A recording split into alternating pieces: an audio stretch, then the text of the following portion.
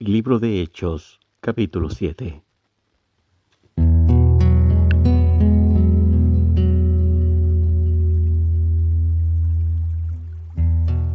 Entonces el sumo sacerdote le preguntó a Esteban: ¿son ciertas estas acusaciones?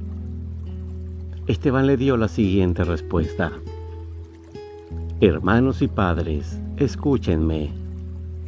Nuestro glorioso Dios se le apareció a nuestro antepasado a Abraham en Mesopotamia, antes de que él se estableciera en Harán. Dios le dijo: deja tu patria y a tus parientes, y entra en la tierra que yo te mostraré. Entonces Abraham salió del territorio de los caldeos y vivió en Harán hasta que su padre murió. Después Dios lo trajo hasta aquí, a la tierra donde ustedes viven ahora. Sin embargo, Dios no le dio ninguna herencia aquí, ni siquiera 1 metro cuadrado de tierra.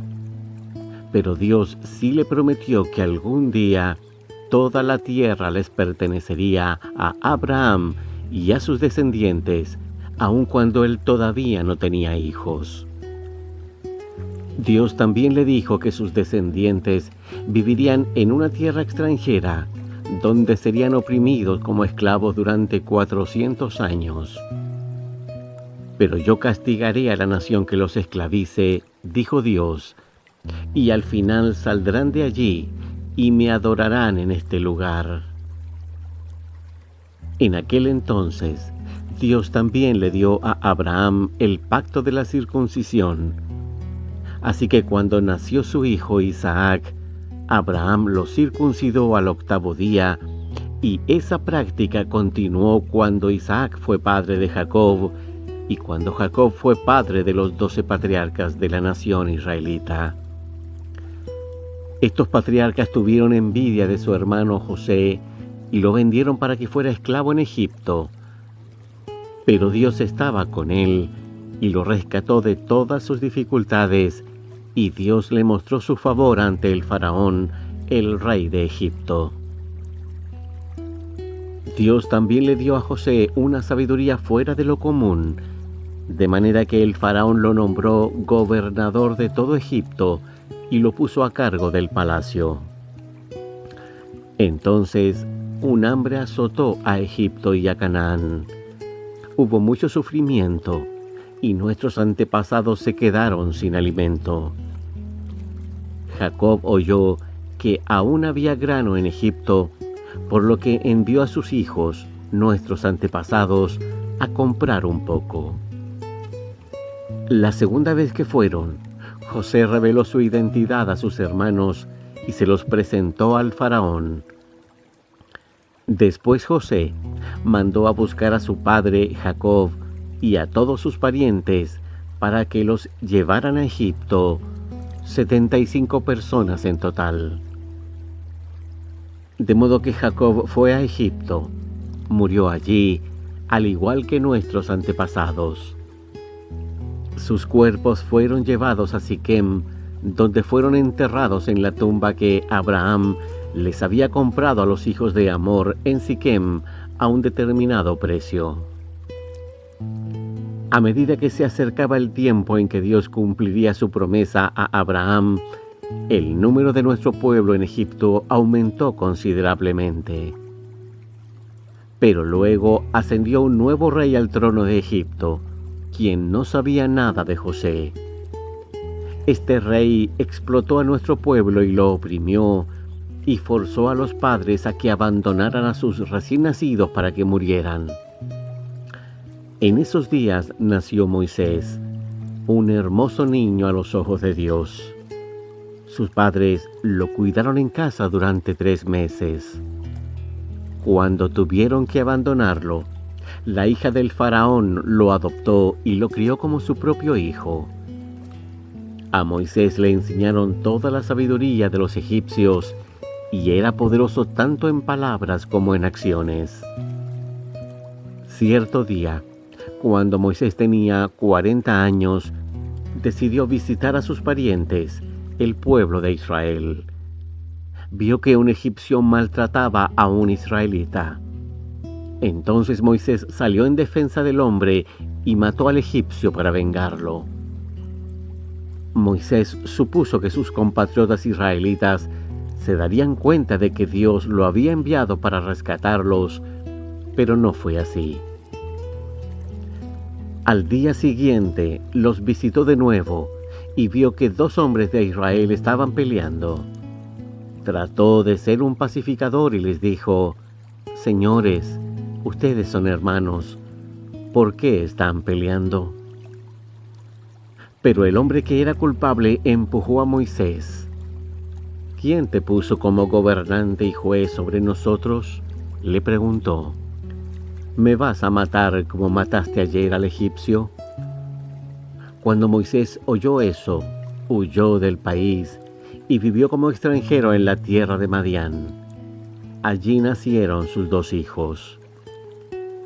40 años después, en el desierto que está cerca del monte Sinaí, un ángel se le apareció a Moisés en la llama de una zarza ardiente. Moisés quedó asombrado al verla, y cuando se estaba acercando para ver mejor, la voz del Señor le dijo: «Yo soy el Dios de tus antepasados, el Dios de Abraham, de Isaac y de Jacob». Moisés tembló aterrorizado y no se atrevía a mirar. Entonces el Señor le dijo: «Quítate las sandalias, porque estás pisando tierra santa. Ciertamente he visto la opresión de mi pueblo en Egipto. He escuchado sus gemidos y he descendido para rescatarlos. Ahora ve, porque te envío de regreso a Egipto». Así que Dios envió de vuelta al mismo hombre que su pueblo había rechazado anteriormente cuando le preguntaron: «¿Quién te puso como gobernante y juez sobre nosotros?». Mediante el ángel que se le apareció en la zarza ardiente, Dios envió a Moisés para que fuera gobernante y salvador. Y por medio de muchas maravillas y señales milagrosas, Él los sacó de Egipto, los guió a través del Mar Rojo y por el desierto durante 40 años.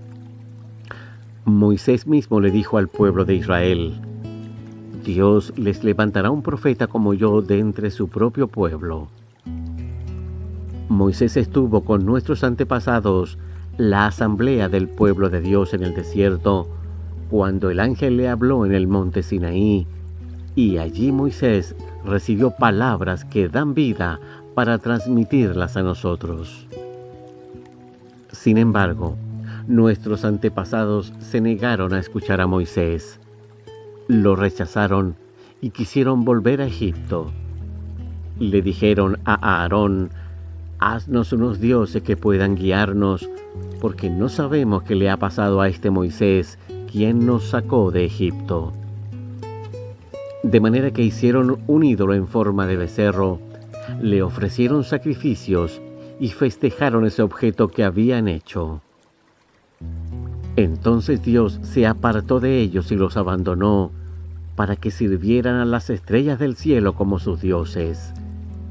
En el libro de los profetas está escrito: «Israel, ¿acaso era a mí a quien traías sacrificios y ofrendas durante esos 40 años en el desierto?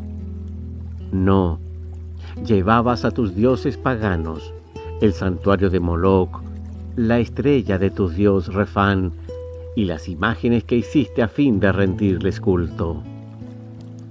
Por lo tanto, te mandaré al destierro, tan lejos como Babilonia».